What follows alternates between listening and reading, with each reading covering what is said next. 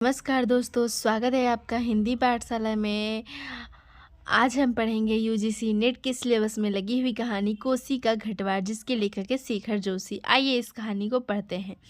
अभी खप्पर में 1/4 से भी अधिक गेहूं शेष था। खप्पर में हाथ डालकर उसने व्यर्थ ही उल्टा पलटा और चक्की के पाटों के वृत्त में फैले हुए आटे को झाड़कर एक ढेर बना दिया। बाहर आते आते उसने फिर एक बार और खप्पर में झांककर देखा, जैसे यह जानने के लिए कि इतनी देर में कितनी पिसाई हो चुकी है, परंतु अंदर की मिकदार में कोई विशेष अंतर नहीं आया था। खस खस की ध्वनि के साथ अत्यंत धीमी गति से ऊपर का पाट चल रहा था। घट का द्वार बहुत कम ऊंचा था। खूब नीचे तक झुककर वह बाहर निकला। सर के बालों और बाहों पर आटे की एक हल्की सफेद परत बैठ गई थी।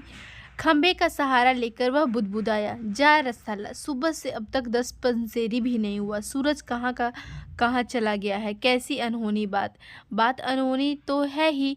जेठ बीत रहा है, आकाश में कहीं बादलों का नाम निशान ही नहीं।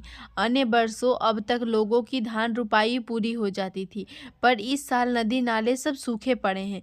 खेतों की सिंचाई तो दरकिनार, बीज की क्यारियां सूखी जा रही है। छोटे नाले गुलों के किनारों के घाट महीनों से बंद है। कोसी के किनारे है गुसाई का यह घाटा, पर इसकी भी चाल ऐसी कि लद्दू घोड़े की चाल को मात देती है।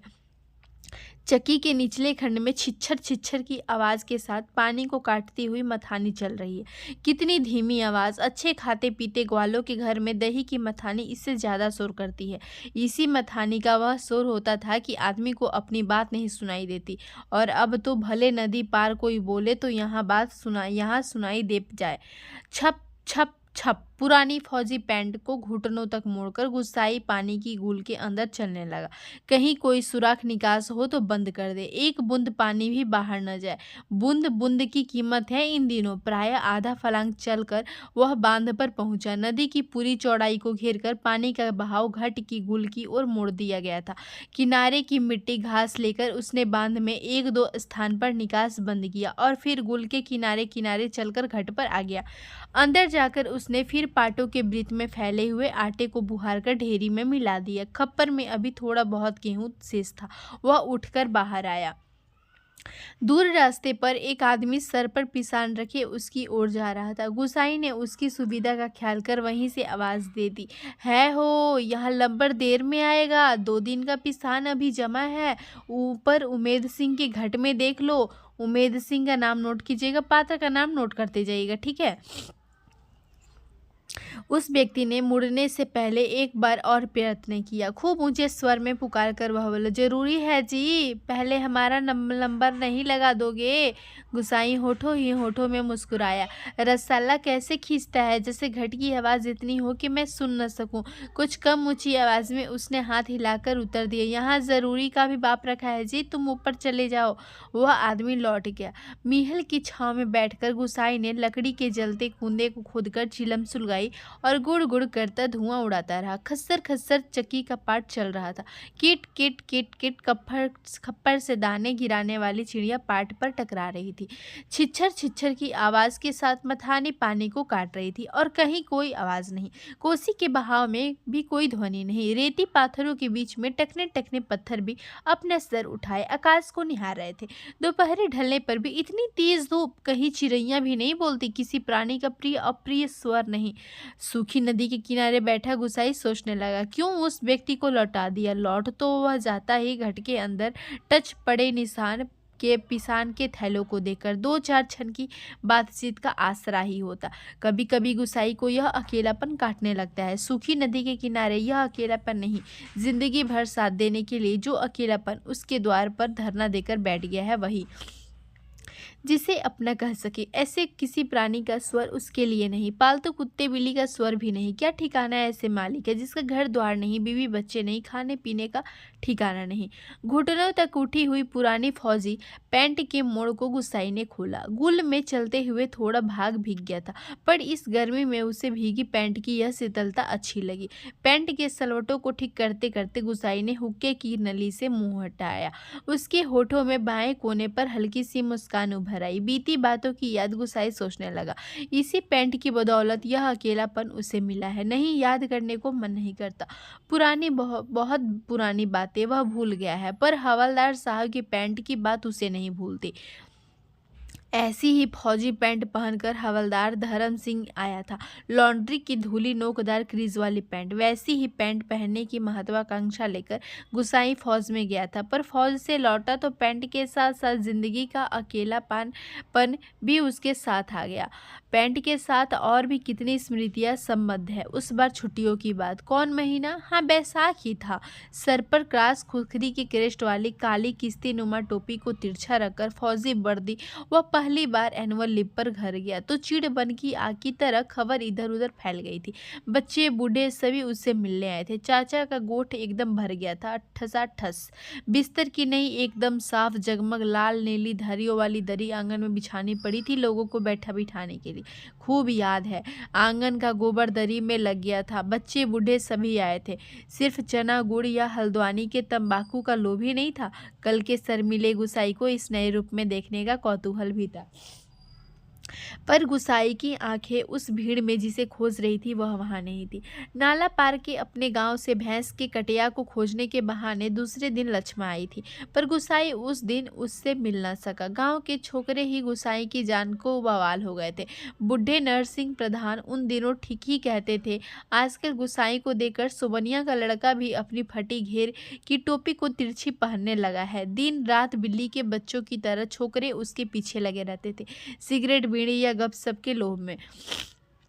एक दिन बड़ी मुश्किल से मौका मिला था उसे। लक्ष्मा को पतेल के लिए जंगल जाते देखकर वह छोकरों से कांकड़ के शिकार का बहाना बनाकर अकेले जंगल को चल दिया था।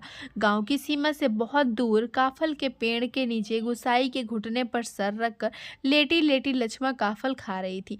पके गदराए गहरे लाल काफल खेल खेल में काफलों की छीना झपटी करते गुसाई ने लक्ष्मा की मुट्ठी भींच दी थी।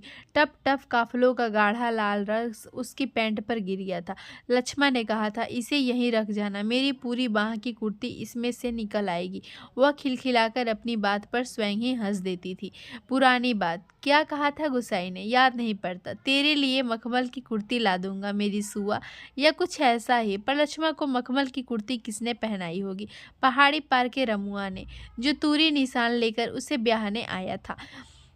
लक्ष्मा कौन थी? लक्ष्मा गुसाई की प्रेमिका थी। और लक्ष्मा की शादी किससे हुई? रमुआ से, जो पहाड़ी पार का था, जिसके आगे पीछे भाई बहन नहीं, माई बाप नहीं। परदेश में बंदूक की नोक पर जान रखने वाले को छोकरी कैसे दे दे हम? लक्ष्मा के बाप ने कहा था। उसका मन जानने के लिए गुसाई ने टेढ़े तिरछे बात चलवाई थी। उसी साल मंगसिर की एक ठंडी उदास शाम को गुसाई एक यूनिट के सिपाही किशन सिंह ने क्वार्टर मास्टर स्टोर के सामने खड़े खड़े उससे कहा था, हमारे गांव के राम सिंह ने जिद की, तभी छुट्टियां बढ़ानी पड़ी। 10 साल उसकी शादी थी। खूब अच्छी औरत मिली है यार, शकल सूरत भी खूब है, एकदम पटाखा, बड़ी हंसमुख है। तुमने तो देखा ही होगा, तुम्हारे गांव के नज़दीकी ही है। लक्ष्मा कुछ ऐसा ही नाम है।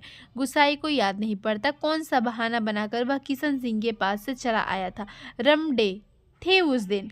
हमेशा आधा पैक लेने वाला गुसाई उस दिन पेशी करवाई थी मलेरिया प्रिकॉशन न करने के अपराध में। सोचते सोचते गुसाई बुदबुदाया, रसाल एडजुडेंट। गुसाई सोचने लगा, उस साल छुट्टियों में घर से विदा होने से एक दिन पहले वह मौका निकालकर लक्ष्मा से मिला था। गंगानाथ जी की कसम, जैसा तुम कहोगे मैं वैसा ही करूँगी, आंखों में आंसू भरकर लक्ष्मा ने कहा था। वर्षों से वह सोचता आया है, कभी लक्ष्मा से भेंट होगी तो वह अवश्य कहेगा कि वह गंगनाथ का जागर लगाकर प्रायश्चित जरूर कर ले। देवी देवताओं की झूठी कस्में खाकर उन्हें नाराज करने से क्या लाभ। जिस पर भी गंगनाथ का कोप हुआ वह कभी फल फूल नहीं पाया। पर लक्ष्मा से कब भेंट होगी यह वह नहीं जानता। लड़कपन से संगी साथी नौकरी चाकरी के लिए मैदानों में चले गए हैं। गाँव की ओर जाने का उसका मन नहीं होता। लक्ष्मा के बारे में किसी से पूछना उसे अच्छा नहीं लगता। जितने देर नौकरी रही वह पलटकर अपने गांव नहीं आया। एक स्टेशन से दूसरे स्टेशन का वॉलंटियरी ट्रांसफर लेने वालों की लिस्ट में नायक गुसाई सिंह का नाम ऊपर आता रहा, लगातार 15 साल तक। पिछले बैसाख में ही वह गांव लौटा, 15 साल बाद। ये नोट कीजिएगा, गुसाई कितने साल बाद गांव लौटा था? 15 साल बाद। रिजर्व में आने पर काले बालों को लेकर गया था, खिचड़ी बाल लेकर लौटा। लक्ष्मण का हठ उसे अकेला बना गया। आज इस अकेलेपन में कोई होता जिसे गुसाई अपनी जिंदगी की किताब पढ़कर सुनाता। शब्द शब्द, अक्षर अक्षर, कितना देखा, कितना सुना और कितना अनुभव किया है उसने। पर नदी किनारे यह तपती रेत, पंचकी की खटर पटर और मिहल की छाया में ठंडे चिलम को निष्प्रयोजन गुड़गुड़ाता गुसाई, और चारों ओर अन्य कोई नहीं, एकदम निर्जन, निस्तब्ध, सुनसान। एकाएक गुसाई का ध्यान टूटा। सामने पहाड़ी के बीच की पगडंडी से सर पर बोझा लिए एक नारी आकृति उसी ओर चली आ रही थी। गुसाई ने सोचा वहीं से आवाज देकर उसे लौटा दे। कोसी ने चिकने काई लगे पत्थरों पर कठिनाई से चलकर उसे वहां तक आकर केवल निराश लौट जाने को क्यों वह बाध्य करे। दूर से चिल्ला चिल्ला कर पिसान स्वीकार करवाने की लोगों की आदत से वह तंग आ चुका था। इस कारण आवाज देने को उसका मन नहीं हुआ। वह आकृति अब तक पगडंडी छोड़कर नदी के मार्ग में आ पहुंची थी। चक्की की बदलती आवाज को पहचान कर गुसाई घट के अंदर चला गया। खप्पर का अनाज समाप्त हो चुका था। खप्पर में एक कम अन्न वाले थैले को उलटकर उसने अन्न का निकास रोकने के लिए काठ की चिड़ियों को उल्टा कर दिया। किट किट का स्वर बंद हो गया। वह जल्दी जल्दी आटे को थैले में भरने लगा। घट के अंदर मथानी की छिच्छर छिच्छर की आवाज भी अपेक्षाकृत कम सुनाई दे रही थी। केवल चक्की ऊपर वाले पाट की घिसरती हुई घरघराहट का हल्का धीमा संगीत चल रहा था। तभी गुसाई ने सुना अपनी पीठ के पीछे घट के द्वार पर इस संगीत से भी मधुर एक नारी का कंठस्वर, कब बारी आएगी जी? रात की रोटी के लिए भी घर में आटा नहीं है?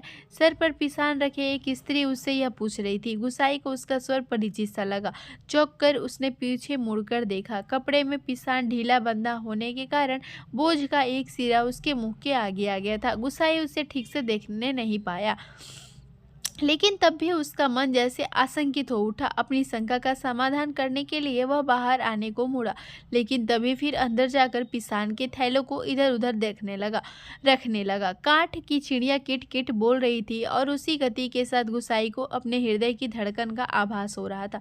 घट के छोटे कमरे में चारों ओर पीसे हुए अन्न का चूर्ण फैल रहा था, जो अब तक गुसाई के पूरे शरीर पर छा गया था। इस कृत्रिम सफेदी के कारण वह वृद्ध सा दिखाई दे रहा था। स्त्री ने उसे नहीं पहचाना। उसने दोबारा वे ही शब्द दोहराए। वह अभी तेज धूप में बोझा सर पर रखे गुसाई का उत्तर पाने को आतुर थी। शायद नकारात्मक उत्तर मिलने पर वह उल्टे पांव लौटकर किसी अन्य चक्की का सहारा लेती। दूसरी बार के प्रश्न को गुसाई न टाल पाया, उत्तर देना ही पड़ा। यहाँ पहले ही टीला लगा है, देर तो होगी ही, उसने दबे दबे स्वर में कह दिया। स्त्री ने किसी प्रकार की अनुनय विनय नहीं की। शाम के आटे का प्रबंध करने के लिए वह दूसरी चक्की का सहारा लेने को लौट पड़ी। गुसाई झुककर घर से बाहर निकला। मुड़ते समय स्त्री की एक झलक देखकर उसका संदेह विश्वास में बदल गया था। हताश सा वह कुछ क्षणों तक उसे जाते हुए देखता रहा और फिर अपने हाथों तथा सिर पर गिरे हुए आटे को झाड़कर एक दो कदम आगे बढ़ा। उसके अंदर की किसी अज्ञात शक्ति ने जैसे उसे वापस जाती हुई उस स्त्री को बुलाने को बाध्य कर दिया। आवाज देकर उसे बुला लेने को उसने मुंह खोला, परंतु आवाज न दे सका। एक झिझक, एक असमर्थता थी जो उसका मुंह बंद कर रही थी। वह स्त्री नदी तक पहुंच चुकी थी। गुसाई के अंतर में तीव्र उथल पुथल मच गई। इस बार आवेग इतना तीव्र था कि वह स्वयं को रोक नहीं पाया। लड़खड़ाती आवाज में उसने पुकारा, लक्ष्मा। घबराहट के कारण वह पूरे जोर से आवाज नहीं दे पाया था। स्त्री ने यह आवाज नहीं सुनी। इस बार गुसाई ने स्वस्थ होकर पुनः पुकारा, लक्ष्मा। लक्ष्मा ने पीछे मुड़कर देखा। मायके में उसे सभी इसी नाम से पुकारते थे। यह संबोधन उसके लिए स्वाभाविक था, परंतु उसे शंका शायद यह थी कि चक्की वाला एक बार पिसान स्वीकार न करने पर भी दोबारा उसे बुला रहा है या उसे केवल भ्रम हुआ है। उसने वहीं से पूछा, मुझे पुकार रहे हैं जी? गुसाई ने संयत स्वर में कहा, हाँ ले आ, हो जाएगा। लक्ष्मा क्षणभर रुकी और फिर घट की ओर लौट आई। अचानक साक्षात्कार होने का मौका न देने की इच्छा से गुसाई व्यस्तता का प्रदर्शन करता हुआ मिहल की छाह में चला गया। लक्ष्मा पिसान का थैला घट के अंदर रखाई। बाहर निकलकर उसने आंचल के कोर से मुंह पोंछा। तेज धूप में चलने के कारण उसका मुंह लाल हो गया था। किसी पेड़ की छाया में विश्राम करने की इच्छा से उसने इधर उधर देखा। मीहल के पेड़ की छाया में घट की ओर पीठ किए गुसाई बैठा हुआ था। निकट स्थान में दाड़िम के एक पेड़ की छाया को छोड़कर अन्य कोई बैठने लायक स्थान नहीं था। वह उसी ओर चलने लगी। गुसाई की उदारता के कारण निर्णी सी होकर जैसे उसने निकट आते आते कहा, तुम्हारे बाल बच्चे जीते रहे घटवार जी, बड़ा उपकार का काम कर दिया तुमने। ऊपर के घट में भी जाने कितने ही देर में लंबर मिलता। आजाद संतति के प्रति दिए गए आशीर्वचनों को गुसाई ने मन ही मन विनोद के रूप में ग्रहण किया। इस कारण उसकी मानसिक उथल पुथल कुछ कम हो गई। लक्ष्मा उसकी ओर देखे इससे पूर्व ही उसने कहा, जीते रहे तेरे बाल बच्चे लक्ष्मा, मायके कब आई।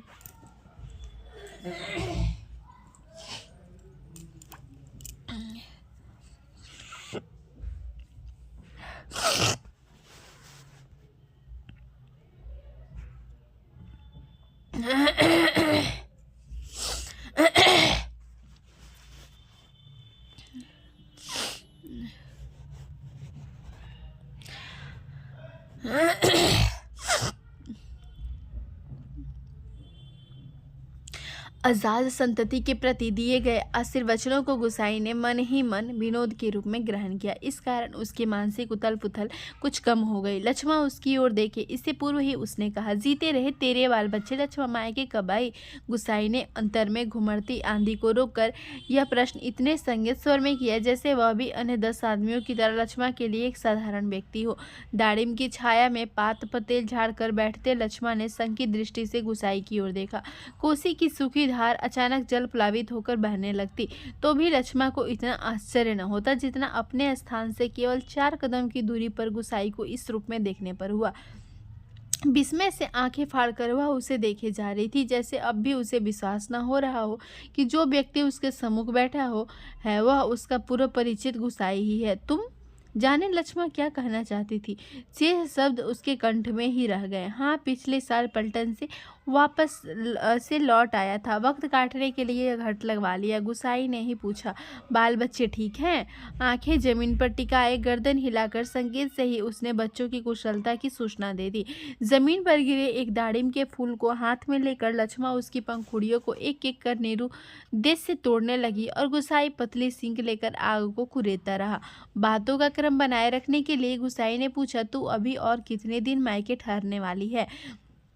अब लक्ष्मा के लिए अपने को रोकना असंभव हो गया। टप टप टप वह सर नीचा किए आंसू गिराने लगी। सिसकियों के साथ साथ उसके उठते गिरते कंधों को गुसाई देखता रहा। उसे यह नहीं सूझ रहा था कि वह किन शब्दों में अपने सहानुभूति प्रकट करे। इतनी देर बाद सहसा गुसाई का ध्यान लक्ष्मा के शरीर की ओर गया। उसके गले में चरेऊ, ये नोट कीजिएगा, चेरेऊ का मतलब होता है सुहाग चिन्ह, नहीं था। हतप्रभ सा गुसाई उसे देखता रहा। अपनी व्यवहारिक अज्ञानता पर उसे बेहद झुंझलाहट हो रही थी। आज अचानक लक्ष्मा से भेंट हो जाने पर वह उन सब बातों को भूल गया जिन्हें वह कहना चाहता था। इन क्षणों में वह केवल मात्र श्रोता बनकर रह जाना चाहता था। गुसाई की सहानुभूतिपूर्ण दृष्टि पाकर लक्ष्मा आंसू पोंछते हुई अपना दुखड़ा रोने लगी। जिसका भगवान नहीं होता उसका कोई नहीं होता। जेठ जेठानी से किसी तरह पिंड छुड़ाकर यहाँ माँ की बीमारी में आई थी, वह भी मुझे छोड़कर चली गई। एक अभागा मुझे रोने को रह गया है, उसी के लिए जीना पड़ रहा है, नहीं तो पेट पर पत्थर बांधकर कहीं डूब मरती, जंजाल करता। यहाँ काका काकी के साथ रह रही हो? गुसाई ने पूछा। मुश्किल पड़ने पर कोई किसी का नहीं होता जी। बाबा की जायदाद पर उनकी आंखें लगी है, सोचते हैं कहीं मैं हक न जमा लूं। मैंने साफ साफ कह दिया है, मुझे किसी का कुछ लेना देना नहीं। जंगलात का लीसा ढोकर अपनी गुजर कर लूंगी, किसी की आंख का कांटा बनकर नहीं रहूंगी। गुसाई ने किसी प्रकार की मौखिक संवेदना नहीं प्रकट की, केवल सहानुभूतिपूर्ण दृष्टि से उसे देखता भर रहा। दाड़िम के वृक्ष से पीठ टिकाकर लक्ष्मा घुटने मुड़कर बैठी थी। गुसाई सोचने लगा, 15-16 साल किसी की जिंदगी में अंतर लाने के लिए कम नहीं होते। समय का यह अंतराल लक्ष्मा के चेहरे पर भी एक छाप छोड़ गया था, पर उसे लगा उस छाप के नीचे वह आज भी 15 वर्ष पहले की लक्ष्मा को देख रहा है। कितनी तेज धूप है इस साल। लक्ष्मा का स्वर उसके कानों में पड़ा, प्रसंग बदलने के लिए ही, जैसे लक्ष्मा ने यह बात जानबूझकर कही हो। और अचानक उसका ध्यान उस ओर चला गया जहां लक्ष्मा बैठी थी। दाड़म की फैली फैली अधढंगी डालों से छनकर धूप उसके शरीर पर पड़ रही थी। सूरज की एक पतली किरण न जाने कब से लक्ष्मा के माथे पर गिरी हुई एक लट को सुनहरी रंगीनी में डुबा रही थी।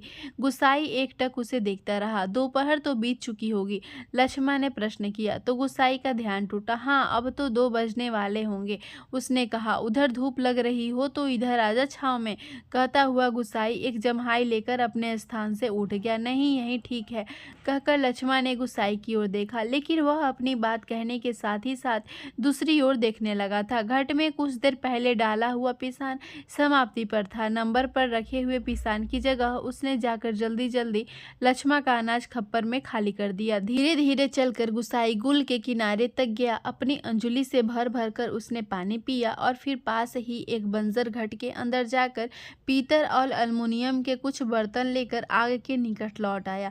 आसपास पड़ी हुई सूखी लकड़ियों को बटोरकर उसने आग सुलगाई और एक काली पुती बटलोई में पानी रखकर जाते जाते लक्ष्मा की ओर मुंह कर कह गया, चाय का टाइम भी हो रहा है, पानी उबल जाए तो पत्ती डाल देना, पूड़ियाँ में पड़ी हैं। लक्ष्मा ने उत्तर नहीं दिया। वह उसे नदी की ओर जाने वाली पगडंडी पर जाता हुआ देखती रही। सड़क किनारे की दुकान से दूध लेकर लौटते लौटते गुसाई को काफी समय लग गया था। वापस आने पर उसने देखा एक 6-7 वर्ष का बच्चा लक्ष्मा की देह से सटकर बैठा हुआ है। बच्चे का परिचय देने की इच्छा से जैसे लक्ष्मा ने कहा, इस छोकरे को घड़ी भर के लिए भी चैन नहीं मिलता, जाने कैसे पूछता खोजता मेरी जान खाने को यहाँ भी पहुँच गया है। गुसाई ने लक्ष्य किया कि बच्चा बार बार उसकी दृष्टि बचाकर माँ से किसी चीज के लिए जिद कर रहा है।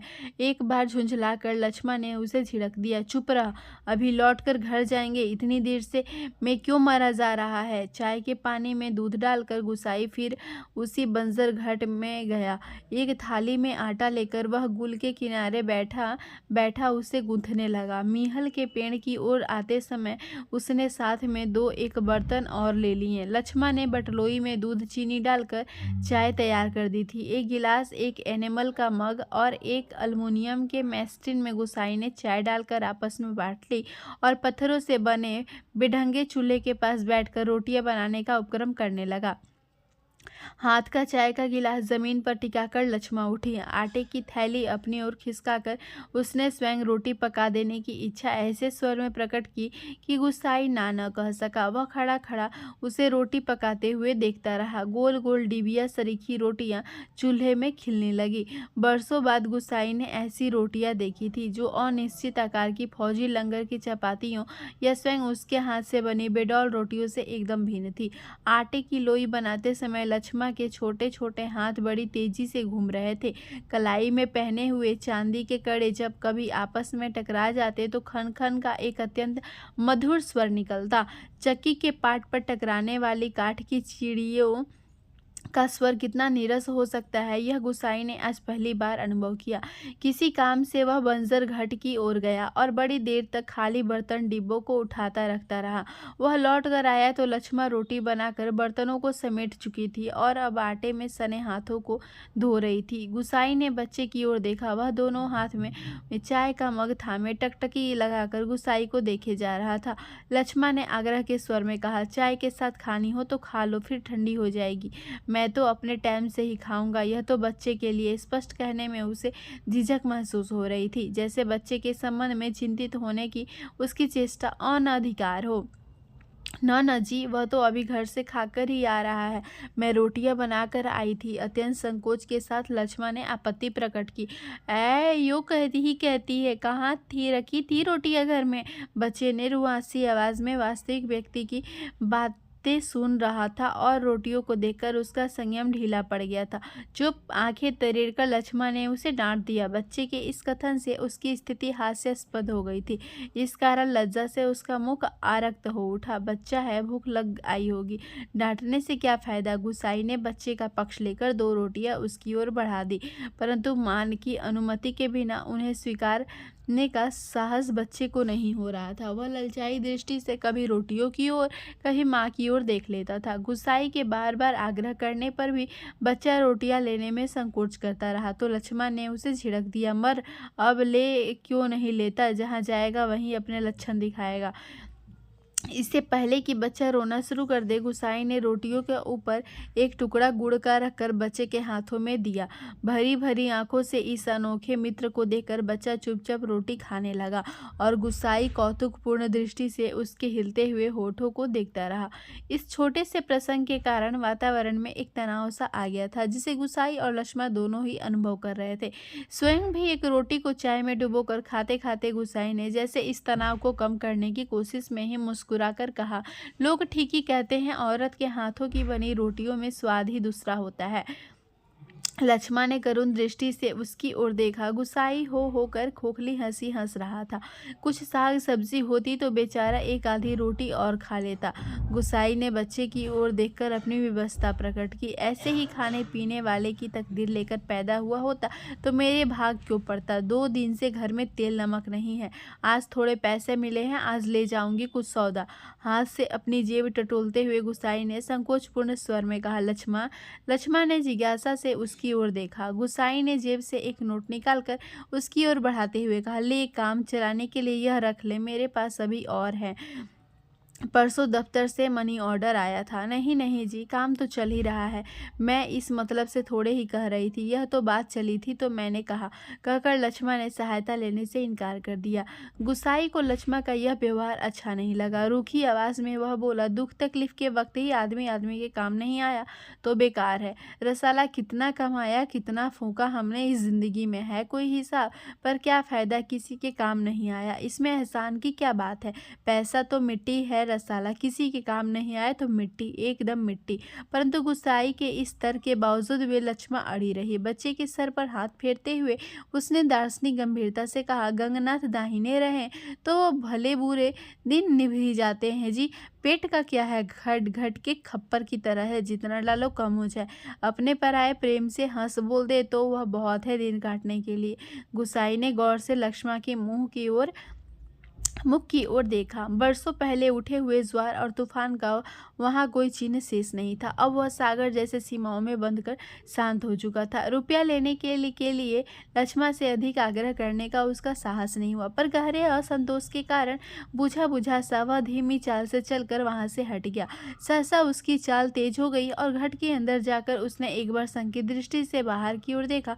लक्ष्मण उस ओर पीठ किए बैठी थी। उसने जल्दी जल्दी अपने निजी आटे के टीन से 2-2.5 सेर के करीब आटा निकालकर लक्ष्मण के आटे में मिला दिया और संतोष की एक सांस लेकर वह हाथ झाड़ता हुआ बाहर आकर बांध की ओर देखने लगा। ऊपर बांध पर किसी को घूमते हुए देखकर उसने हाँक दी। शायद खेत की सिंचाई के लिए कोई पानी तोड़ना चाहता था। बांध की ओर जाने से पहले वह एक बार लक्ष्मण के निकट गया।